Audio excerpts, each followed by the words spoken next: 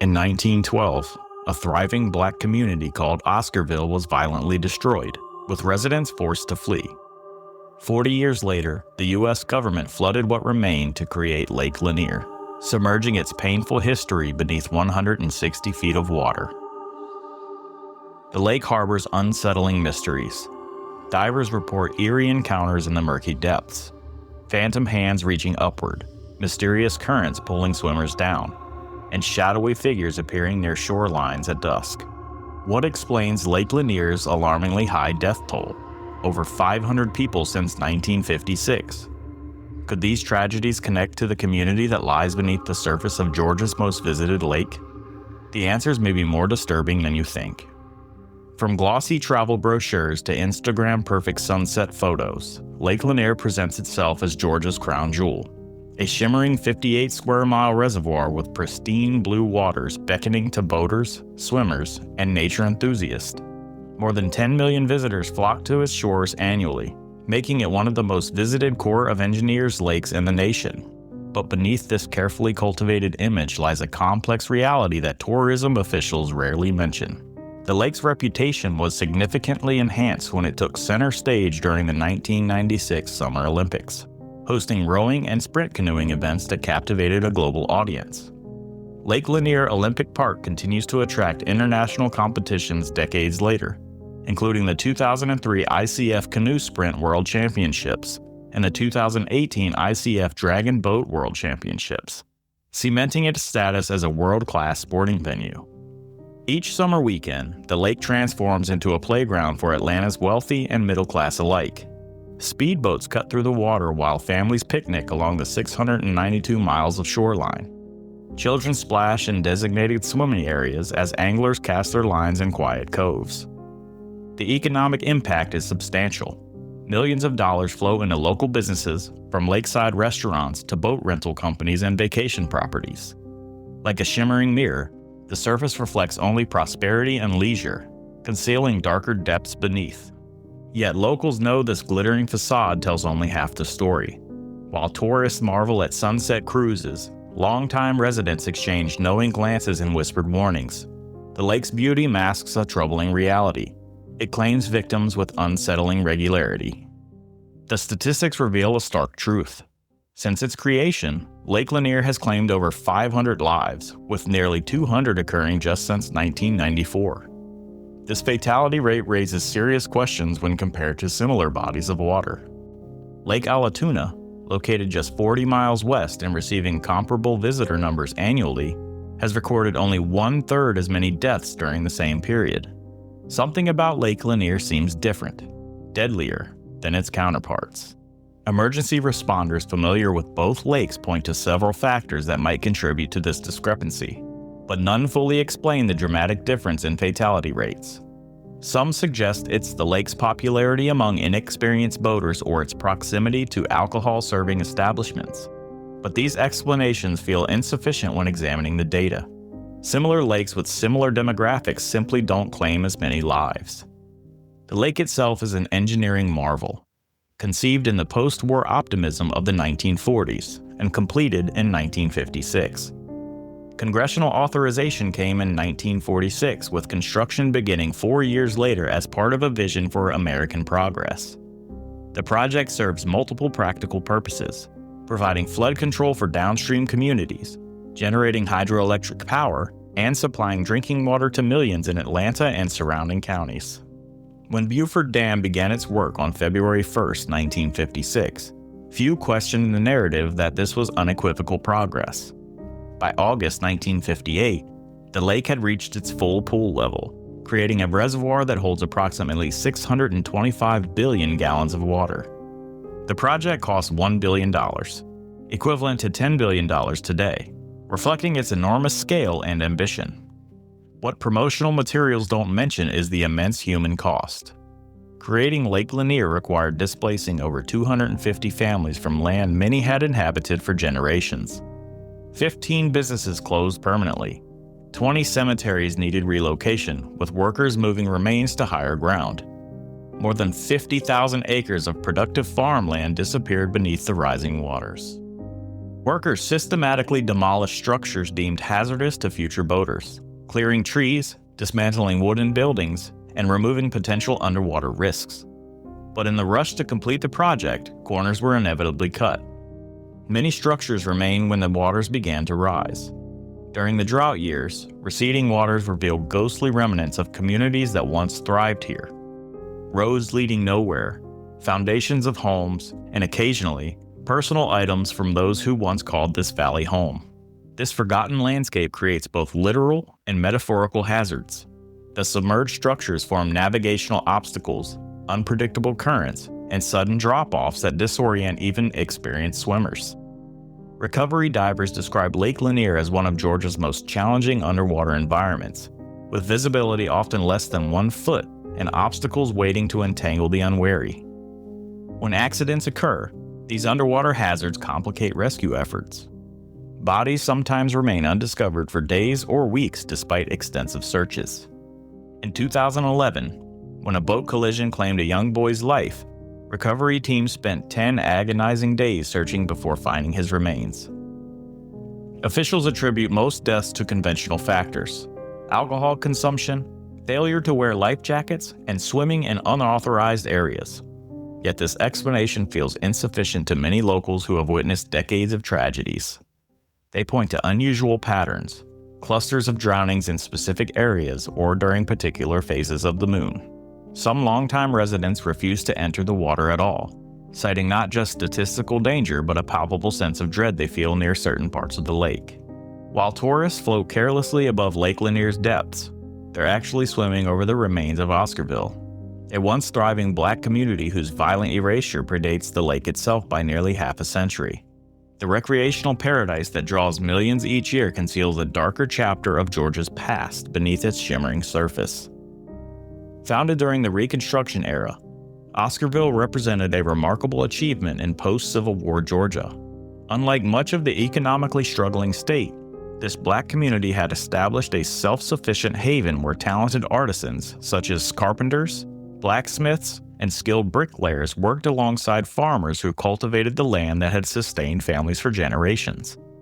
The town hummed with productivity, smoke rising from workshop chimneys as children played between rows of corn and cotton that stretched toward the horizon. Oscarville embodied the promise of Black prosperity, creating what historians have described as a Black Wall Street in rural Georgia. Residents owned businesses, worked their own land, and built institutions serving the community's needs. Sunday mornings brought families together in wooden churches, their hymns floating across fields where vegetables grew in neat rows. Market days transformed the town center into a vibrant exchange of goods and conversation. This achievement flourished despite the overwhelming hostility of the Jim Crow South toward Black success. Against formidable odds, Oscarville's residents had carved out a pocket of relative autonomy and economic independence. The fragile peace of Oscarville shattered in 1912 with the discovery of May Crow's body. The 19-year-old white woman was found dead near the town, and in keeping with the poisonous logic of the era, suspicion immediately fell on the Black community. The accusation triggered a sequence of events that followed a grimly predictable pattern throughout the South, a pattern where mere proximity to alleged crimes against white women became grounds for collective punishment of entire Black communities. What followed was a calculated campaign of terror. Groups of white men known as night riders descended on Oscarville with torches and guns, moving methodically from house to house. The sky glowed orange as they set fire to Black churches and businesses, symbols of the very prosperity that had likely fueled their resentment. Their message was unambiguous: leave immediately or face death. This targeted the erasure of a successful Black community. George Rucker, whose ancestors lived in Oscarville, preserves the harrowing story of his great-grandfather's escape. Bird Oliver owned 100 acres of land, a considerable holding that represented generations of work and investment. When the night riders came, Oliver, like his neighbors, was forced to abandon everything. The family fled to the banks of the Chattahoochee River, where they faced an impossible choice: risk drowning or face the violence behind them. Many did not survive the crossing, Rucker recounts, his voice carrying the weight of ancestral trauma. Those who survived, like Rucker's family, eventually rebuilt their lives in Gainesville, where his great-grandparents established a school that stands to this day. The expulsion transformed Forsyth County almost overnight. Property records revealed the systematic theft that accompanied the violence. Land and homes that black families had worked decades to acquire was seized by white residents or sold under duress for a fraction of their value. What had been a diverse community became, through organized violence, an all-white county. This racial homogeneity was engineered through terror and maintained through the threat of violence for decades afterward. In the aftermath, Oscarville became a ghost of itself. Abandoned buildings slowly weathered, fields turned to wilderness, and the physical evidence of black prosperity gradually faded from the landscape. For white Georgia, this was a history best forgotten, a shameful episode buried beneath narratives of progress. For displaced black families, it represented an open wound that would never properly heal, a violent theft of generational wealth and community bonds that could never be restored. For 40 years, the remnants of Oscarville sat largely forgotten by mainstream history. The town's final erasure came when the government planners selected the area for flooding without acknowledging its troubled past. The creation of Lake Lanier became a second burial: water-covered buildings, roads, and the material evidence of racial violence. This layered burial, first through violence and then through flooding, has created a uniquely American form of haunting. Lake Lanier's creation physically enacted a metaphorical burial, placing a recreational playground above the scene of historical violence, submerging uncomfortable truths beneath the waters of forgetting. What price would you place on your family's history? How much would it take to convince you to watch bulldozers demolish the home where your grandparents raised your parents, where generations of memories were created? For hundreds of families in the Chattahoochee River Valley during the 1950s, this wasn't a hypothetical question, but a devastating reality they were forced to face. When the waters began rising behind Beaufort Dam in 1956, they submerged entire lives. The government's approach to creating Lake Lanier extended beyond engineering calculations and construction logistics. It required a systematic erasure of communities, including what remained of Oscarville and the numerous small farming settlements that had existed for generations. The hardest part wasn't leaving, recalled one former resident and historian Lisa Russell. It was watching them take apart your world piece by piece. This observation captures the profound psychological trauma that accompanied the physical destruction, like watching someone methodically tear pages from your family's history book while you stand helplessly by. The dismantling happened methodically as the Army Corps of Engineers prepared the valley for flooding. After purchasing properties, often through the processes that left residents feeling coerced or undercompensated, the government began the physical deconstruction of these communities. The compensation offered became a painful point of contention. How do you calculate the value of the porch where your grandfather taught you how to whittle, or the peach orchard your family had tended for 3 generations? Many families later realized they couldn't survive financially on what the government provided, having underestimated the cost of establishing new lives elsewhere. The emotional mathematics simply didn't translate to dollar amounts that could truly compensate for what was lost. Once properties were acquired, the systematic dismantling began. Structures deemed potentially hazardous to future boaters required removal. The government solution in many cases was both practical and emotionally devastating: controlled burning. Families who had already endured the trauma of forced relocation sometimes returned to witness their former homes engulfed in flames, the final punctuation mark on their displacement. The community infrastructure that had bound these rural settlements together vanished piece by piece. A general store where farmers had gathered for decades to trade news and barter goods was dismantled board by board. The one-room schoolhouse where several generations had learned to read was systematically taken apart. These weren't simply buildings. They were the physical manifestation of community bonds and shared history, now reduced to debris or ash before the waters came. Perhaps the most disturbing was the government handling of the dead. The Army Corps of Engineers undertook the relocation of approximately 1,400 graves from 20 known cemeteries before the waters rose. Families watched as the remains of their ancestors were exhumed and transported to higher ground, a process that, while conducted with official protocols, added spiritual trauma to the already painful displacement. But what about the graves that weren't on official records? The unmarked burial sites on family farms? the small community cemeteries without proper documentation. The technological limitations of the 1950s offered no ground-penetrating radar or sophisticated survey methods to locate all human remains in the flood zone. Researchers now believe numerous unmarked graves, particularly those of formerly enslaved people and their descendants, likely remain beneath Lake Lanier's waters, a permanent, unintended underwater cemetery. A former Army Corps engineer later admitted, "We did the best we could with what we had and what we knew at the time, but I've always wondered about what and who we missed." This acknowledgement reveals the impossible completeness the project demanded but couldn't achieve. Some things simply couldn't be relocated or properly accounted for. The psychological impact on the displaced resonated for decades. Former residents described the surreal experience of later boating over locations where their homes once stood, fishing in waters covering fields their families had farmed for generations. "It's like visiting a grave," one displaced resident told a local newspaper in the 1970s, "except your memories are buried so deep you can't even leave flowers."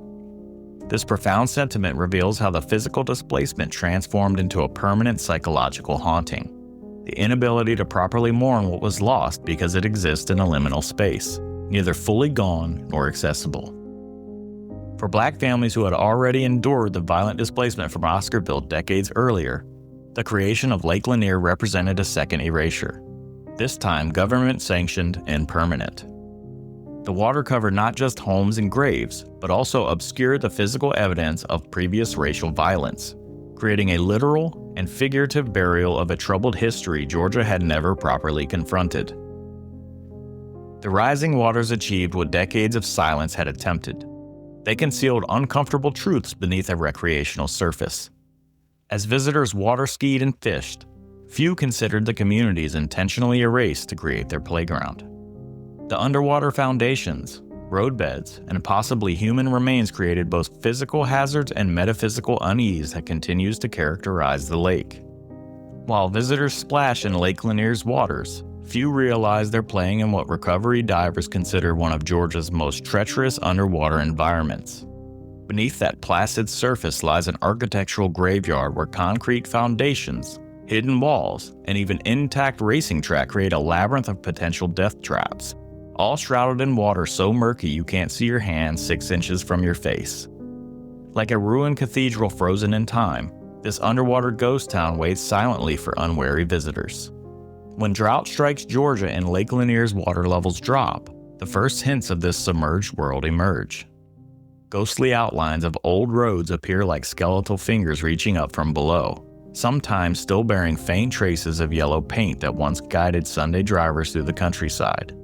These roads lead nowhere now, disappearing into deeper water where entire communities rest in perpetual silence. The visible remains during dry periods merely preview what lurks permanently beneath, a sprawling underwater maze of concrete, steel, and stone.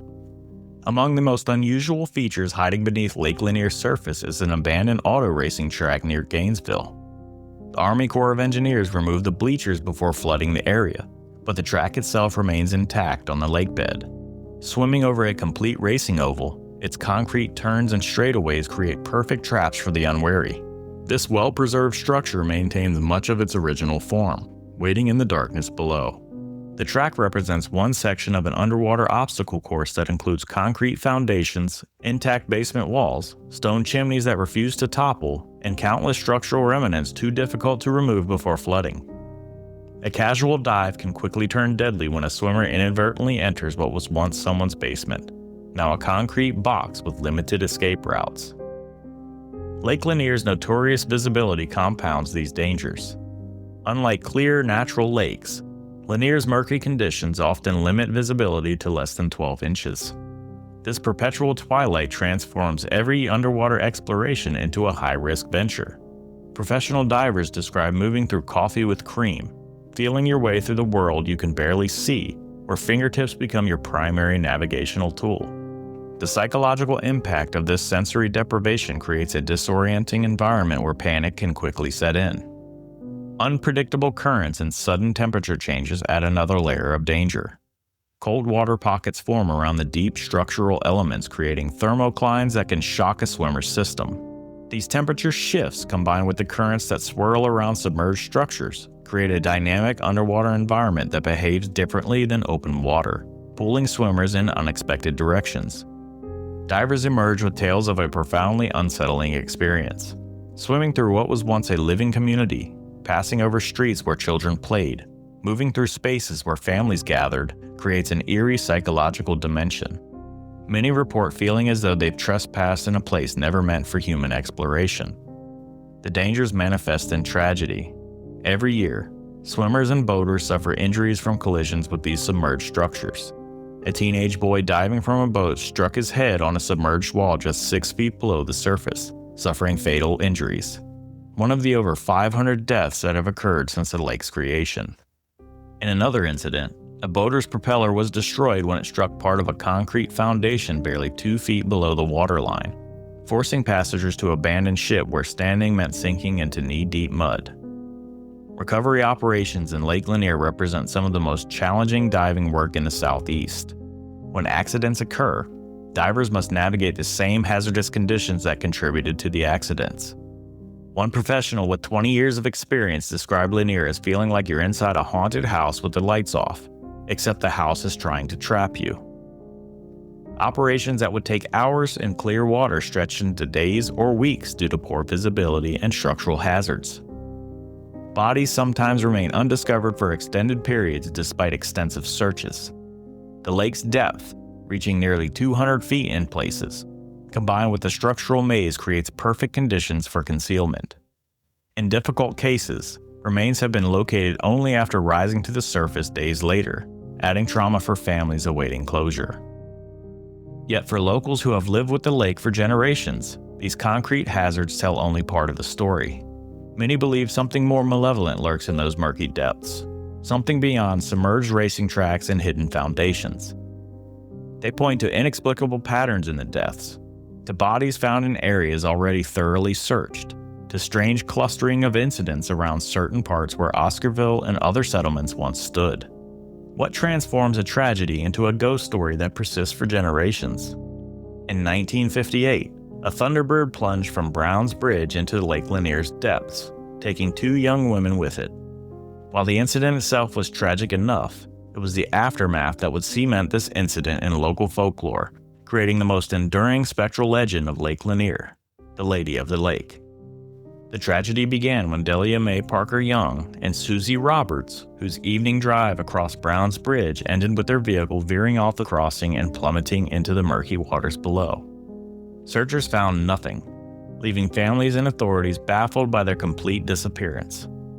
A year later, the vehicle was discovered with Susie's body inside, but Delia remained missing, as if Lake Lanier had claimed her for itself, holding her secret beneath the rippling surface. This unresolved disappearance lingered in local memory, transforming from accident to omen. Fishermen near Brown's Bridge reported strange encounters. A woman with a flowing blue dress visible beneath the water's surface, her pale arms reaching up like a forgotten portrait suddenly animated beneath the waves. These sightings accumulated, many accounts describing the same disturbing detail. The spectral figure's arms ended in mist rather than hands, creating the haunting image of a spirit eternally searching for her missing appendages. The legend took a chilling turn in 1990 when construction workers repairing Brown's Bridge made a grim discovery. After 33 years submerged in Lake Lanier's depths, Delia's remains were finally identified. Her body severed at the wrist with hands and toes missing, sent shivers through the community. Forensic experts attributed these conditions to underwater decomposition, but locals connected this detail to the apparition's missing hands, seeing it as a confirmation of their beliefs. This delayed discovery intensifies the ghost stories, providing a tragic foundation for tales of a spectral figure forever searching for her lost appendages. The timing seemed orchestrated, as ghost stories about the handless woman became established in local lore. Physical evidence emerged that appeared to validate those supernatural claims. Finding Delia's remains created a paradox. It brought closure to her family while breathing new life into the supernatural narrative. The verification of concrete details gave credibility to the ghost stories flourishing around them. Visitors to Brown's Bridge report more than sightings of the infamous lady. The area has become a focal point for unexplained phenomena clustering around the tragedy site. Fishermen describe sudden temperature drops that transform summer warmth into winter chill within seconds. Boaters report engines dying without warning, followed by an eerie silence broken only by water lapping against their hulls, only to restart once they've drifted away. Swimmers feel unseen hands grabbing at their legs, pulling them downward before suddenly releasing them. These unexplained phenomena contribute to the belief that Lake Lanier is haunted by the spirits of those who perished in its waters. The area's reputation has grown so that some locals refuse to swim nearby, while others make the sign of the cross when passing beneath the bridge's shadow. Perhaps the most unsettling are the unusual lights hovering over the water near Brown's Bridge at night. Witnesses insist these concentrated blue-white illuminations move with apparent purpose, sometimes tracing the Thunderbird's fatal path into the lake. The Lady of the Lake has become an iconic figure in Georgia's supernatural landscape, featured in books, television, and online forums where new sightings are regularly reported. Paranormal teams conduct overnight vigils at Brown's Bridge, deploying specialized equipment to capture evidence. One investigator described, "Our equipment recorded significant temperature fluctuations and electromagnetic abnormalities that followed no natural pattern. Then, just after midnight, every battery-powered device simultaneously drained. Cameras, meters, everything. That simply doesn't happen naturally." While skeptics point to rational explanations from optical illusions to the power of suggestion, the volume and consistency of the reports over generations make this haunting difficult to dismiss. Sightings increase during droughts when normally submerged parts of Brown's Bridge become visible, as if lowering waters allow the spirit greater freedom to manifest. For many locals, the Lady of the Lake represents more than a ghost story. She has become a cautionary tale about Lake Lanier's hidden dangers, keeping people alert in an area with genuine physical hazards. When drought reduces Lake Lanier's water levels, something strange happens. The physical remnants of the past emerge from the depths, and so too do reports of supernatural activity. It's as if the lake itself is a curtain, and when it parts, the boundary between the past and present dissolves in ways that defy rational explanation. The Lady of the Lake haunts one specific corner of these waters, yet her presence represents something far more pervasive.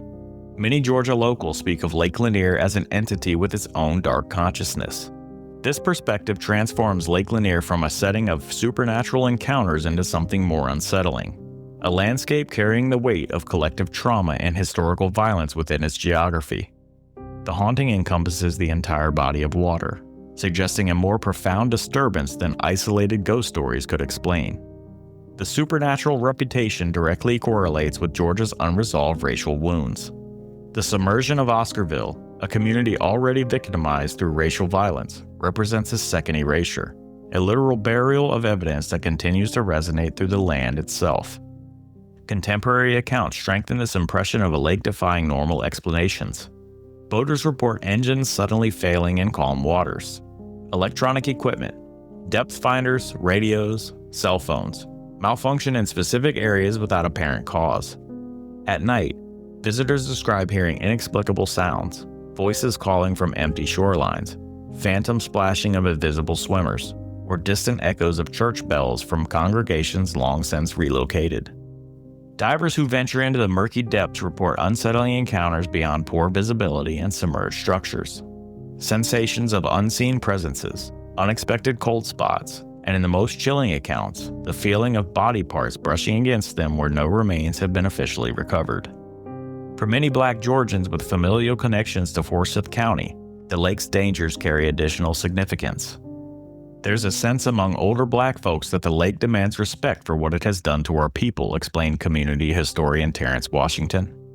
When another drowning occurs, some view it as the lake's way of ensuring we don't forget the unmarked graves and homes destroyed through racial violence.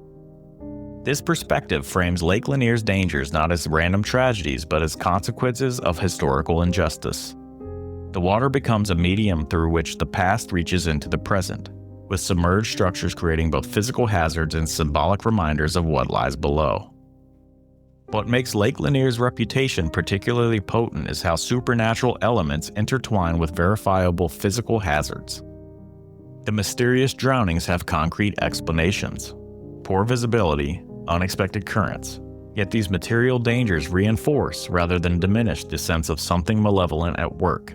The statistical anomaly of Lake Lanier's fatality rate compared to similar bodies of water leaves room for supernatural explanation alongside rational ones. The haunting thus serves as both a ghost story and a historical metaphor, a way for communities to process unresolved trauma and acknowledge buried truths. Through receding waters that reveal forgotten foundations and inexplicable phenomena that defy easy explanation, Lake Lanier continues to blur the boundaries between history and the present, between memory and manifestation, ensuring that what was submerged is never truly forgotten. As our journey through Lake Lanier's haunted history comes to a close, we're left with ghost stories and statistics. The waters that shimmer invitingly on sunny Georgian afternoons serve as a powerful metaphor, a literal covering over uncomfortable truths. This submerged history continues to influence the present, shaping perceptions and experiences of visitors. The unresolved trauma of Oscarville's destruction transforms beneath these waters, finding new expressions in our collective consciousness. Water preserves, distorts, and eventually reveals. What makes Lake Lanier truly haunting is our human capacity to build leisure sites atop unmarked graves and historical violence. Will we remember what the waters tried to hide? This has been Midnight Signals. I'm Russ Chamberlain, guiding you through the shadows where history meets mystery. Until next time, stay vigilant, seek the hidden, and remember, in every silence there is a signal, and in every signal, a story waiting to be told.